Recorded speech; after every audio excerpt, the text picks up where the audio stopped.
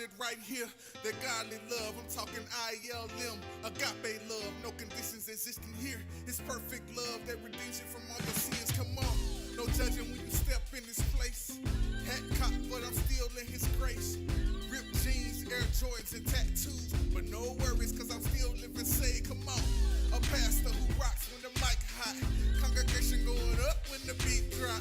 So if you redeemed by the blood, but you still cut a rug, then you in the right place. Come on. Hands in the air if you're looking for love in the world with nothing but hate. Come on.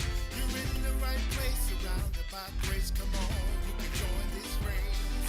Throw your hands in the air if you're ready to praise in a world with nothing but hate. Come on. You're in the right place, surrounded by grace. Come on, come on, come on.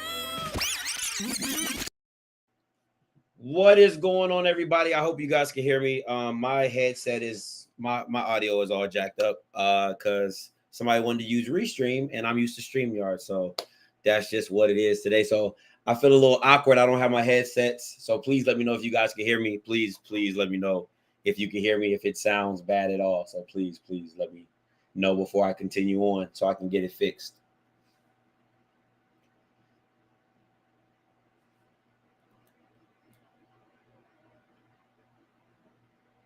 Can y'all hear me? Everybody, can y'all hear me?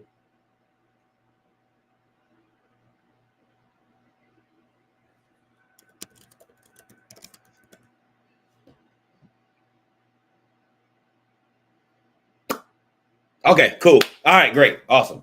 Great. Thank you so much. So listen, today's Word Up Wednesday. God had been dealing with me on some issues. I asked Apostle, I said, hey, Apostle, do you have anybody for Wednesday? Right? I asked him like on Monday. I was like, hey, you got anybody on Wednesday? I was hoping he was like, nah, Brother Scott, I got such and such, but he said, nah. He said, if you want to do it, you are more than welcome to do it. So this is me doing Word Up Wednesday. All right. So hope you guys enjoy it. This is what the Lord gave to me earlier in the week, and still going on Apostle series, growth and bearing fruit. But the title today, in top of that series, is Bring It to Jesus. Right? Bring it to Jesus. And the premise of it was, I think we as Christians and the most seasoned believer to the most newest member of Christianity, it all starts somewhere, right? Doesn't matter, big problem, little problem, it all starts somewhere. So that's why this title is called Bring It to Jesus, right? Bring it to Jesus. So going off of Apostles verse, Hebrews 11:6, it says, and without faith, it is impossible to please God, because anyone who comes to him must believe that he exists and that he rewards those who earnestly seek him, right? So where I'm coming from today is 1 Kings 17:7-12. And this is the story of Elijah and the widow. Okay. Man, I feel so weird without my headphones. I really do. I'm sorry, guys. All right. And the backstory here in the 1 Kings 17:3 says, Elijah had just told Ahab that as the Lord, the God of Israel lives, whom I serve, there will be neither dew nor rain in the next few years except at my word. If you know the story, Elijah goes to Ahab, tells him that there's going to be a drought coming, sent by Jesus, God, and that there won't be any rain nor do anything like that. So, well, he's wandering and God leads him to a widow, right? And so in 17-11, Elijah meets the widow and says, sometime later, the brook dried up because there had been no rain in the land. Then the word of the Lord came to him, go at once to Zarephath in the region of Sidon and stay there. I have directed a widow there to supply you with food. Verse 10. So he went to Zarephath. Please listen. Hey, guys, listen. I can't pronounce all these names. All right. When he came to the town gate, a widow was there gathering sticks, right? He called to her and asked, would you bring me a little water in a jar so I may have a drink? As she was going to get it, he called, and bring me, please, a piece of bread. Right? Verse 12. As surely as Lord your God lives, she replied, I don't have any bread, only a handful of flour in a jar and a little olive oil in a jug. I am gathering a few sticks to take home, make a meal for myself and my son, that we may eat it and die. Now, I highlighted the section only a handful of flour in a jar and a little olive oil in a jug. And when I say bring it to Jesus, we have a high propensity. I like that word. You know, Apostle uses big words, so let me use my SAT. We have a high propensity to acknowledge that God doesn't know what we already have. So when she said, I only have, right? The mindset was final. There was no room to let God into it, because God, I only have, right? Elijah is a representation of God. He's a mouthpiece of God. I only have this. But where does that leave room for Jesus? Where does that leave room for God to multiply what you have, right? And there's so many times we get in the mindset of, well, I would give, but I only. Well, I would do only if I had the time, right? You don't leave in when you have the mindset of only, or you put a finality on God. You don't leave any room for Jesus, right? You don't leave any room for him to do his best work in the midst of what you don't have. Because if you had it, you wouldn't be bringing it to Jesus. Like that's the key to the whole thing. If you had so much, right? If you had so plenty, it would leave no room for God to be God and to show up or to show what he can do, right? So when you have the mindset of I only, if I only had the time, if I only had more money, if I only, it's always one thing after another. That's why the title is called Bring It to Jesus, because what you have, God already knows it because he provisioned you to have it. So the little that you do have, God provisioned you to have it. And the more that you're asking for an increase, God will provision the increase. So when you're living through what you have currently, and everybody is telling you what you don't have, you're telling yourself what you don't have. What room do you leave for God to come in and show him? Because at the end of the day, whatever great thing, good thing, whatever blessing that comes for you is for the glorification of God. So if you're riding around with a bike and you're telling people, well, I will make it to church only if I had a car. If you had a car, there would be no room for God to come in. So when you go from your bike to a new car and you walk into church, all you can say is, by the glory of God. That's the whole premise of everything. When you say bring it to Jesus, like, hey, God, I only have, but in your hands, there's more. God, I only have this, but in your hands, whatever you decide to do with it, it's much more, right? So let's continue on. Let's go on. You all know the story, okay? You all know the story, okay? Jesus feeds the 5,000, but I want when you're reading, you gotta see the wordplay, right? It's when what I realized when I was reading, it's the word of choice that people use that make it powerful in the moment. If you really, because you can see the whole image of, okay, yeah, God fed the 5,000, but it's the word choice, right? So Matthew 14:15-16, and it says, as evening approached, the disciples came to him and said, this is a remote place and it's already getting late. Send the crowds away so that they can go to the villages and buy themselves some food. Listen, we've all been here. I'm not about to feed these ninjas. Okay, God, we ain't about to feed these. First of all, We ain't got no place to sleep anyway. So why we feeding these are some crumb snatchers, God? It's just me and you. It's just us, your boys. Like, we got enough for us.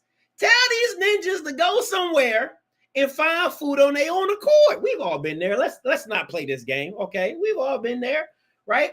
So 16, Jesus replies, says, they do not need to go away. You give them something to eat, right? Comes back and says in 17, we have here only the finality of it. God, we only have this.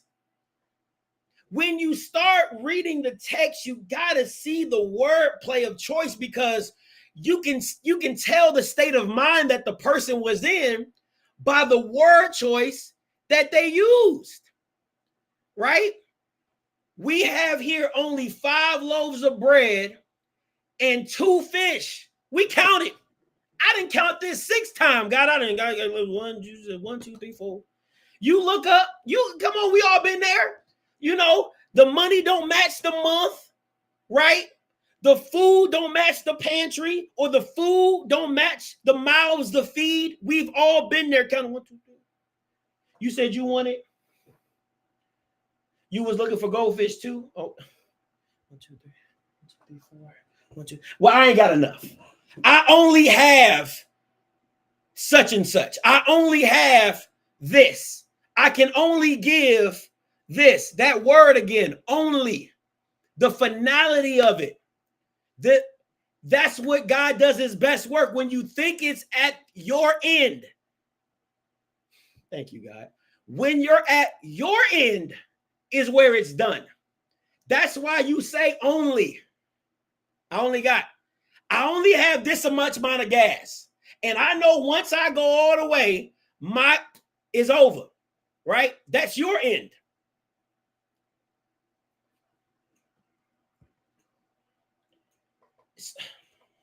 Listen, God gave me this probably like 2 hours before I came on. Your mind and your mouth have to come into an agreement. Ooh, I wish I had some bombs for that one. I need some bombs for that one. Your mind and mouth have to come into agreement to understand that where you end is where God begins, right? Because it always not within yourself, right? Like, you couldn't do it. And when you understand that you can't do it, you don't say when your mind and your mouth come into an agreement, you see it through your mind's eye, right? I don't have this. I don't have that. So then you say out your mouth, God, I only have this. God, I don't have it. I don't have it to give. I don't have it to do. I've been stretched enough. It's only one me, right? Like, it's only applies to so many different things in your life. But I'm gonna show you a passage where the mind and the mouth have come into an agreement. And also, it also says in the good book, right? It also says, death and life are in the power of the tongue, and those who love it will eat its fruit. Proverbs 8:21. Now let's break this down. Death and life. So God gives you, I don't say give you, God is telling you what your mouth is capable of, right? When the disciples said, God, we only have, I'm telling you what we don't have. They were speaking death over the situation, right? When the widow told Elijah, I only have this, and I was planning on dying, she was speaking death over her situation, right? So it's multiple times where you have to understand what you see should not be always what you say. Thank you, God. What you see is not always what you should be saying over the situation, right? Because it goes on to say, and those who love it. See, if you this is just my interpretation of the revelation, right? You can, the fruit doesn't, you can love the wrong fruit. I'm gonna just keep it simple. You can love the wrong fruit. It can both look appetizing, but we can both see that we can both know that one is good for you and one is bad for you. God doesn't tell you that you'll love the right fruit. All it says is and those who love it will eat its fruit. Which fruit? He just gave you two choices, but which fruit are you deciding to eat? Because just because it's fruit does not mean it's always nutritious. Just because it's fruit doesn't make it could be poisonous fruit. There's poisonous fruit in the world, right? Like you eat something, it's a fruit, but I shouldn't have too much of that, right? So it's still a choice of what fruit it's no different than people say, what are you feeding? Are you feeding the negative or are you feeding the positive? It's still fruit to be chosen. You see what I'm saying? So God doesn't tell you, who loves the right fruit. Because God doesn't do anything. It's ambiguous for a reason. The passage is ambiguous and I hope I'm saying that right, Apostle. It's ambiguity is for a reason, because he's not telling you what fruit to choose. He's just saying, I'm giving it early up to you that death and life is in the tongue. Whichever you decide to live by is on you. Whichever fruit you decide to bear and eat is on you. So once again, that goes back to Apostles' growth in bearing fruit. All the fruit you bear is not good fruit, because they said you will be seen or judged by the fruit that you bear, but doesn't mean that you're producing good fruit. It can look like fruit, right? Like you can look put together. You can look like you got it all together. You can put on a show. The same thing with poisonous. Thank you, God. The same thing that poisonous fruit does. It looks like the real thing. Oh my God. Thank you, Lord. It looks like the real thing just to make it more appetizing for you to choose. So when you're looking at people, when you're looking at the circumstance, it could look like something you're supposed to be in. That's the trick. That's why the passage has so much ambiguity in it, is because it can look like the same thing, but the results are very much so different. I'm gonna move on. I'm gonna move on because I feel like I can be on that for a little too long. I'm gonna move on. Right. Let's talk about the passage where it all comes together. Right. Simon the fisherman, and I believe, if I'm not mistaken, Apostle, Simon ends up becoming Peter later on through the journey. And Simon the fisherman says this: he saw at the water's edge two boats left there by the fishermen who were washing their nets. He got into one of the boats, the one belonging to Simon, and asked him to put out a little from shore. Then he sat down and taught the people from the boat. Verse 4. When he had finished speaking, he said to Simon, "Put out into deep water and let down the nets for a catch." Now, mind you, if anybody remembers, listen, they done. Okay, it's like the kitchen's closed, right? Listen, left there by the fishermen who were washing their nets. The kitchen's closed, sir. Okay, the kitchen's closed. What are you doing here? The kitchen's closed, right? When the day is over, the day is done. We washing the nets. We hemming them jugs back up. We about to, if you've done anything with ropes or tie, like you got to lay it out in a certain way, right? You fold it up in a certain way to make sure that it's all gone, right? Like just to make sure it's all good. Like you like, hey, so when I pull it back out, it goes back to the same. So we doing all the stuff. Okay, we kitchen closed. But God, Jesus, comes over and says, when he had finished speaking, he said to Simon, "Put it out into the deep water and let down the nets to catch." Now, this is the kicker. This is when your mind and your mouth match. Simon answered, "Master, we've worked hard all night and haven't caught anything. But because you say so, I will let down the that's a word by itself. See, when you read it by itself, you don't understand what his mind and his mouth are both in alignment. He can see it in his mind. Like, bro, we done been out here all day, all night, doing what we have always done. Fish. We know how to fish. We do this. But he said, I'm not going to speak death over the situation. And I know who's standing here. I might not know exactly who you are. Something fishy going on with you, sir. You know, you're a little special. But because you say so, I will let down the nets. Now you're saying, now I know a lot of you Bamas out there like, I'm sorry, am I allowed to say Bamas on here? I'm sorry. I know a lot of you Christian folk, all right, I want here talking about what, Scotty, God ain't said it to me, right? God hasn't said that to, I'm sorry, I gotta put this headset on. Hopefully it's gonna come through. Can y'all hear those bombs? Hopefully this is gonna come through. All right, so if it work, it work. If it don't, it don't. Right? But my thing is this: you're saying to yourself, you know what? I haven't heard God tell me anything, right? I haven't heard God say what it is that I need to do, right? Because Jesus is right next to Simon when he makes the declaration, right? He's literally standing right there and says, "Go cast out your nets," right? And you're saying to yourself, Scotty, I haven't. I beg to differ. I beg to differ. You've had an inkling in your spirit to give to somebody or to reach out to somebody. Listen, I'm gonna keep it a buck with you, right?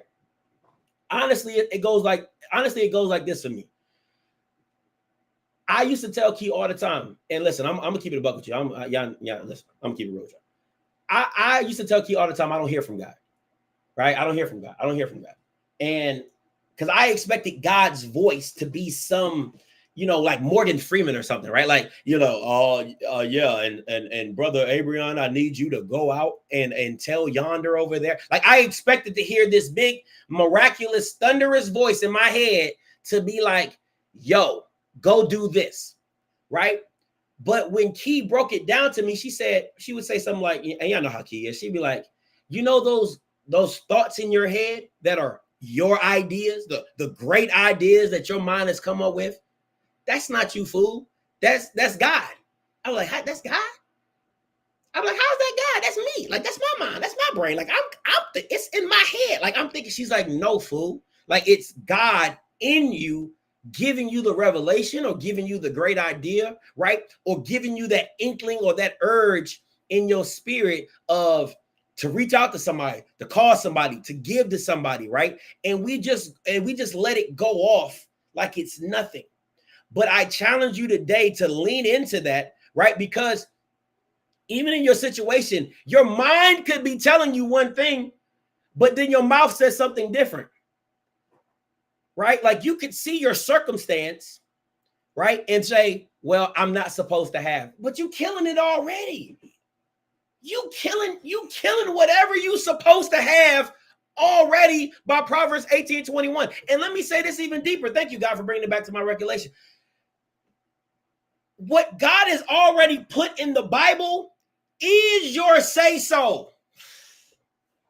It is your say-so.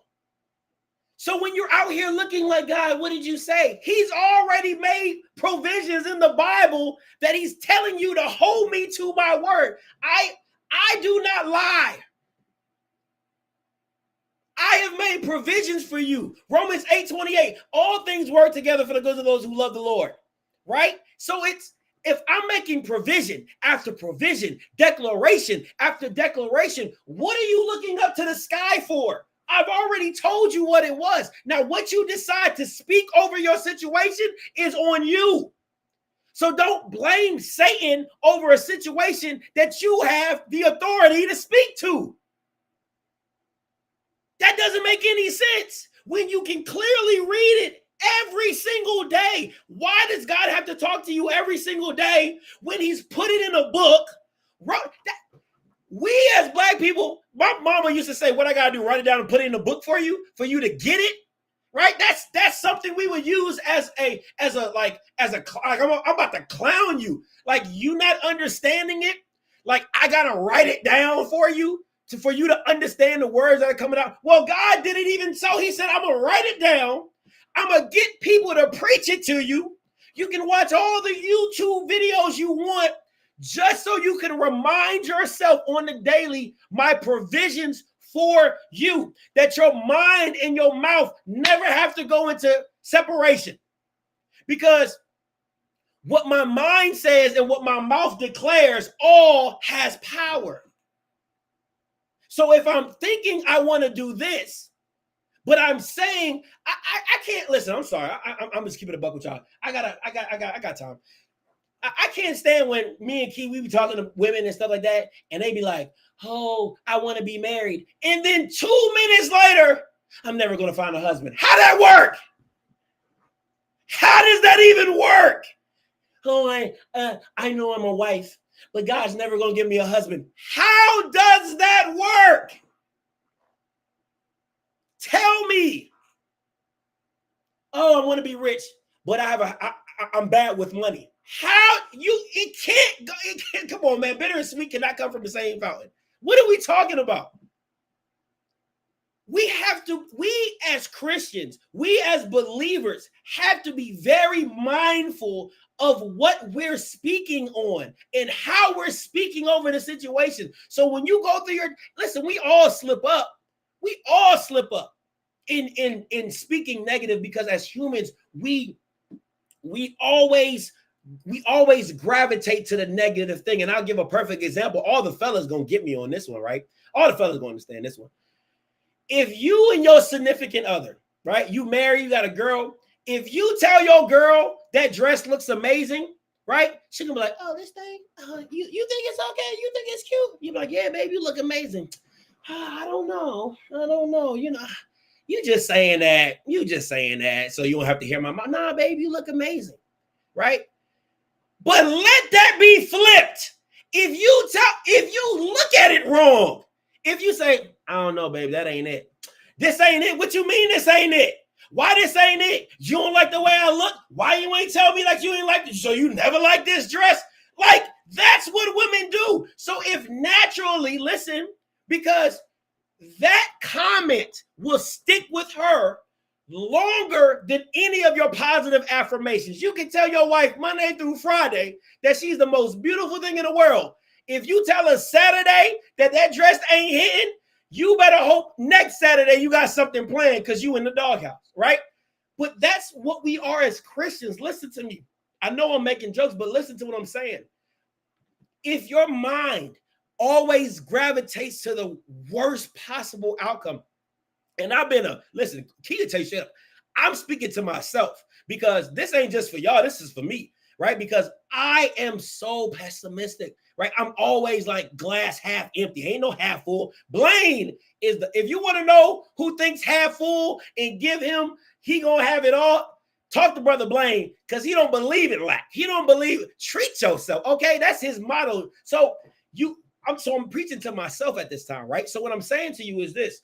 You have to work 10 times harder to get your mind in alignment, to then correct your mouth into alignment, so then you allow God to move in your only circumstance. I'm going to say that again. You have to challenge your mind. You have to correct your mind to correct your mouth so that your only circumstance is, God, I only have this. But you got to hit, but God, okay? But God, this is where the but God comes in. Y'all love saying it. Christians love saying, oh, but God. Oh, my God, but God. You love saying it, but are you living it, right? Your mind and your mouth, hey, God, I only have this, but in your hands, I know it's more. But when you get it, when I give it to you, it's endless. There is no limit to what I can have. Right? That's the mind and mindset that we have to go into when you're growing and bearing fruit. Because what people like to do is, if you're a tree, right? If you're a tree and let's just say, I'm a tree, right? and I want to be the best tree ever, but I only have one apple, right? Then you start saying, God, why don't I got one apple? The other people have way more apples. Why don't I have more apples? I only have this one apple on my branch. Oh my God. Like, why are you forsaking me, God?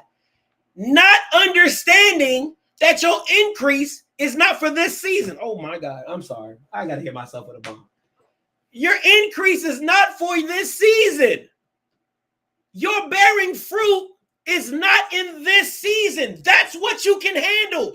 God provisions what you should have for the state that you're in. If you mentally can't get on board with an increase, you won't speak an increase. Why would God give you an increase? That doesn't make any sense. You wouldn't do it with your own children. If you got an 8-year-old, you won't give your 8-year-old the keys to your car. They're not ready. So when you're not where you want to be, right? When you're not, if you don't have what you think you're supposed to have, check the walk that you have, check the mindset that you have, and also check what you're speaking out into the atmosphere. Apostle is, listen, you can't be underneath apostle and not understand declarations. I listen, when he brought me up, listen, I swear to God, when he brought me up to the front to declare over Salah, I wanted to hide. I wanted to run. I wanted to give apostle my evil eye look like, why are you doing this to me? And I still feel that way to this day. Like, don't call me up there, right? But you can't be underneath apostle and not understand declaration. So honestly, it's really just what you choose to do with your life. And choose, because you can't say, oh, because God's going to be like, well, I put somebody in front of you to teach you what declaration looks like and what that charge is for the changing of your circumstance. Because you can say whatever you want about apostle. Apostle is never going to tell you, hey, look at this pulpit and all eyes on me. He's going to always direct it back to you to understand that you can speak over your own circumstance. To give you the authority to have the mindset, to have the language to speak, to change your future, to change your outcome. But if you're looking at it as that doesn't really work, that doesn't really do this, that won't really do that, then where do you leave room for God? Where do you leave room for God? And listen, my last point before I get up out of here, right? Now, I believe this is Hebrews 11:1, if I'm not mistaken. It says, now faith. Listen, I don't know why I like that. Now faith, right? Now faith, not like now faith, but just like I'm telling you, like, this is what faith is. This is what that, I'm telling you what faith is. Now faith, like this faith, what you're looking for is this, right? Now faith is the assurance of things hoped for. Now listen, Scotty, you know me, I like to go a little deep. I ain't in the Greek and Hebrew and all that, but I like to go a little deep. What is the assurance? The assurance is this. The assurance is a believer's confidence in God and in God's response to prayer. The assurance, right? That was a theological definition that I got on Google. So, apostle, please don't kill me, right? But a believer's confidence in God and God's response to prayer, right? So going back, of things hoped for, the conviction of things not seen. And listen, we've all been there about the courage of your conviction, the courage of your conviction, like things that you're willing to die on a hill that you believe in, right? That's why the saying goes, the courage of your conviction, right? So the assurance of things hoped for, so the belief in God of things hoped for, and the conviction of things not seen. So I believe it so intently that it's like right in front of me, of the things like I believe it that much. I'm walking in it that much. When you really dissect and break apart the verse, you kind of see what it's saying its thing, in what faith truly is. So faith is the belief of God's response of things hoped for, right? So the assurance of God's going to answer me, right? Like Key is so famous for this. She calls herself like God's favorite, and I'm like, the girl just walks and like just oozes faith. Like, it's just crazy to me, but she talks to him like every day, so it doesn't really matter. But for us normal people, right? For us normal people, faith is the faith is the assurance, the belief in God for things hoped for things wanted, right? And the conviction and the belief of things not seen, or things that has not happened. So if that is telling you what faith is, going back to the mind and the mouth, it has to be in accordance. Because for me to believe something, I got to believe it in my mind. I got to speak it like it's real. So the mind and the mouth have to come in accordance to your belief. It has to. Right? Blaine's belief in the Falcons is through his convictions of saying that they're going to win the Super Bowl. It's the same thing with Cowboys fans. Our belief in what's not seen or what's hoped for, our belief in what's hoped for is through our mouth and conviction of what we say and how we feel about our team. Right? Everybody wants to be, this is the thing for me. I'm gonna just keep it above. Everybody wants to have a title. I don't know what it is about titles in church. Like, I don't understand it, right? But everybody has the belief that they should be something in the church.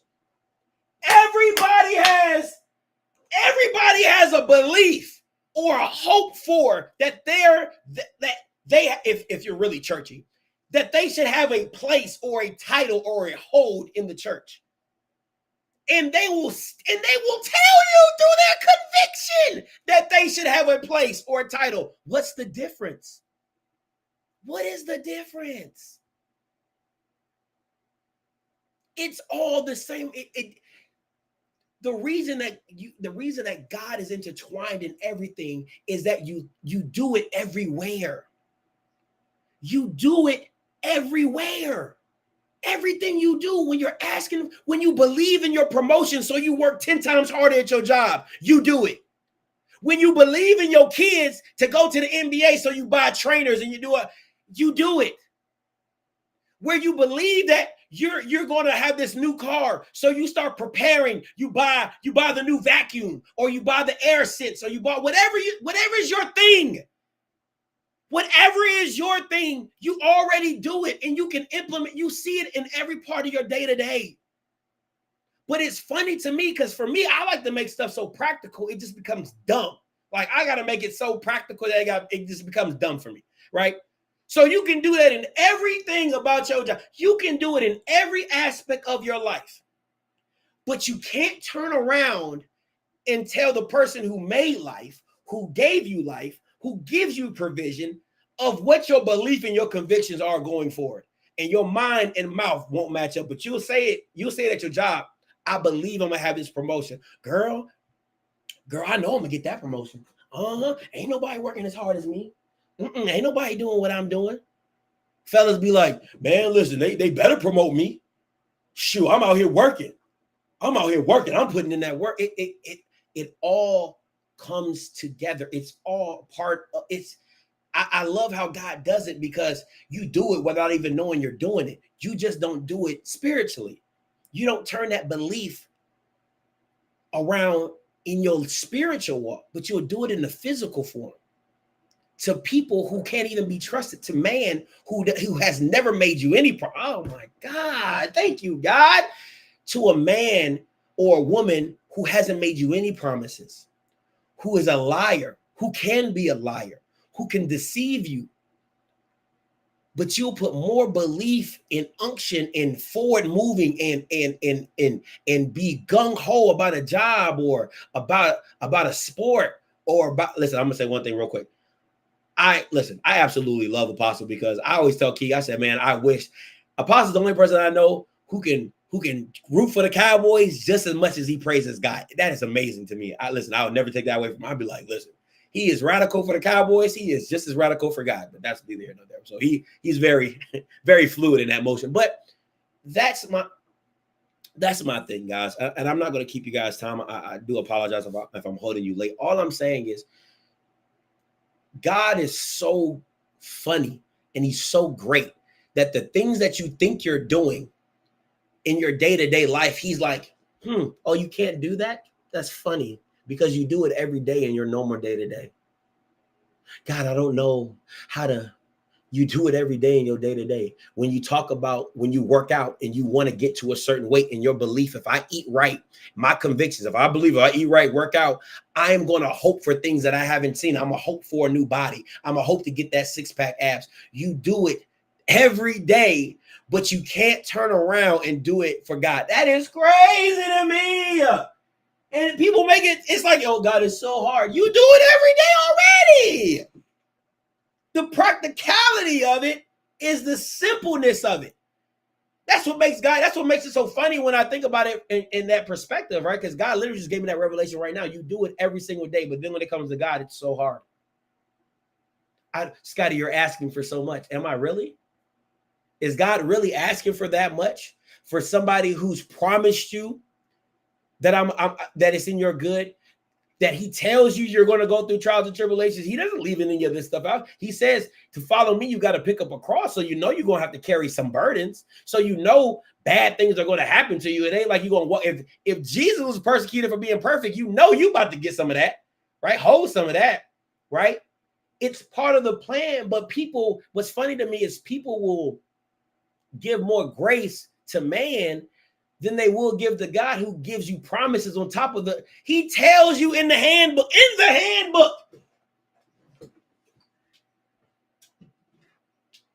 in the guide, in the handbook, right? In the handbook, he tells you everything. Hey, listen, man. It's going to be trials. It's going to be tribulations. Hey, following me is not going to be easy. But hey, listen, check this out. But if you rock with your boy, blessings. I know you like that, right? Good things. I'm a multiplier. I'm a promise keeper. I'm a way maker. See that strength that you think you have?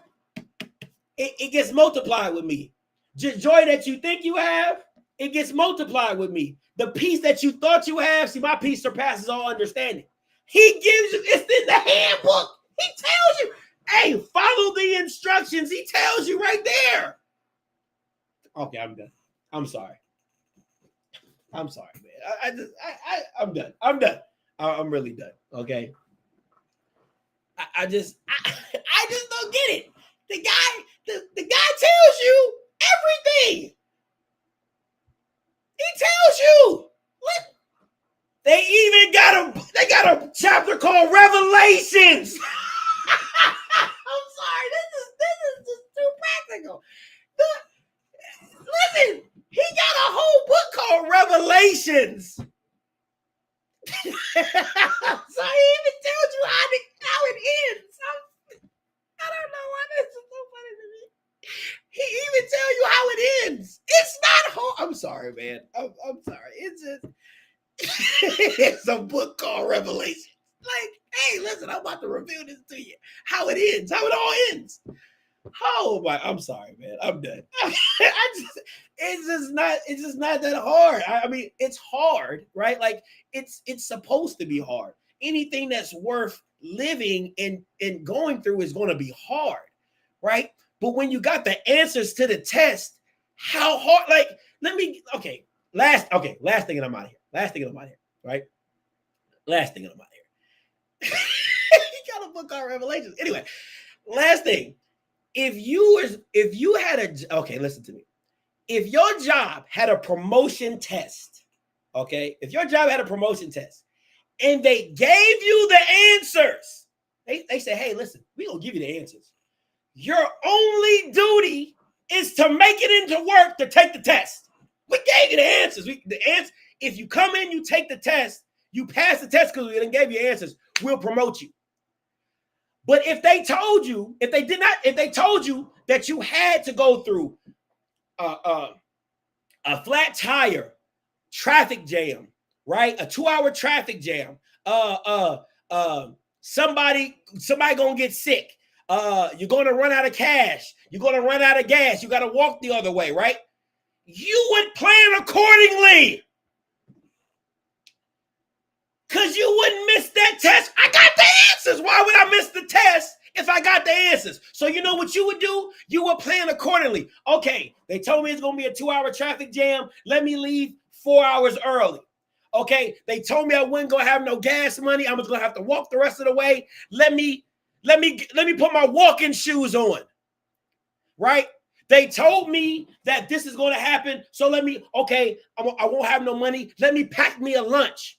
So every circumstance that you go through, right, you're planning accordingly just to show up and take the test to get the promotion. God does the same thing.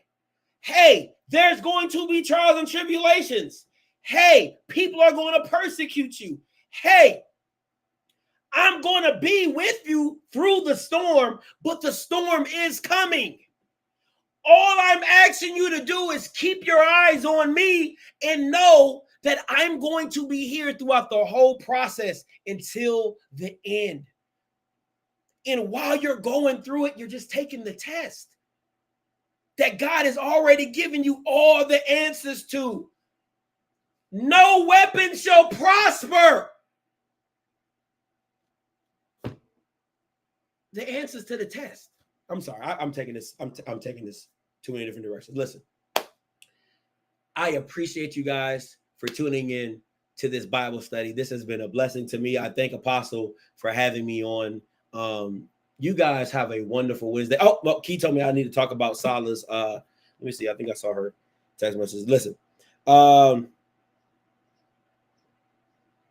Okay, so she said, my wife is telling me to talk about Salah's progression and the changes that happened to my life. So I'm going to do that, and then I'm going to close, all right? Listen, Salah is big Salah, okay? That girl is out here saying, let's go. She is out here, saying her little words, and she has been killing it, okay? Big grown, all right? Playing in water, being more active. She has done a complete 180 in just her reserve, just being more from being reserved to being way more outgoing. She always been talking back. That ain't nothing new, you know what I'm saying? All her outbursts and stuff like that, but she's just 10 times more animated, 10 times more adamant about things. And her growth, just height-wise, word-wise, she'll be going to school this August, right? Thank God for that. She'll be going into kindergarten or preschool. I can't remember either one of those two, but she'll be going to school, and she'll be able to participate with other kids that are not on the spectrum. So God has really been moving on her behalf. And I want to say, I know as much as I hated it, Apostle, I thank you for the declaration, because you believed it when I didn't see it. So I thank you for that. Also, God has truly been blessing me and my wife. We recently just purchased a van yesterday. So I want to thank God for that. Drop a bomb for that. You know what I'm saying? I want to drop a bomb for that. Man, we are so grateful, man. God has just been moving on our behalf. I ain't gonna lie. You know what I'm saying? My credit ain't the best. I make good money, but my credit ain't the best. I found a credit union off TikTok. I was like, oh, okay, cool. Found it off TikTok. I was just shocked they approved me. You know what I'm saying? I'm Chris Rock. Like my credit's so bad, they wouldn't even accept my cash, right? But God, right? Where my credit stopped, hallelujah. God intervened, okay? Where my credit score stopped, boom, here comes God, all in the mix, all right? So once again, I'm not telling you something that I didn't have to go through myself. I'm not telling you something that me and Key don't have to live out every single day. I'm not up here just talking, right? It is hard for me on a day-to-day basis to keep my mindset in the right way, that God can move and go through it and be all entwined in it, because A, it doesn't happen in the time frame that I think it's going to happen. B, it doesn't look like how I want it to look, right? But That's why God says my thoughts are not your thoughts and my ways are not your ways, right?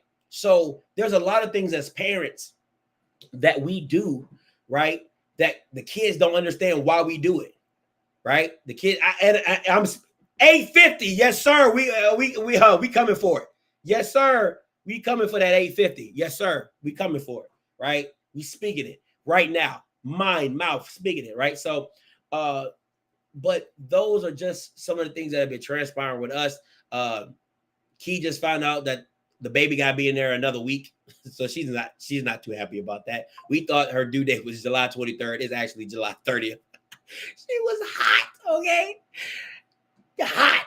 But listen, Deuce gonna be here when Deuce get here, right? But man, we miss you guys. I want to thank Apostle for allowing me on the platform. I thank you guys for watching and joining. I hope you guys have a wonderful Wednesday night, and y'all be blessed, man. Until next time.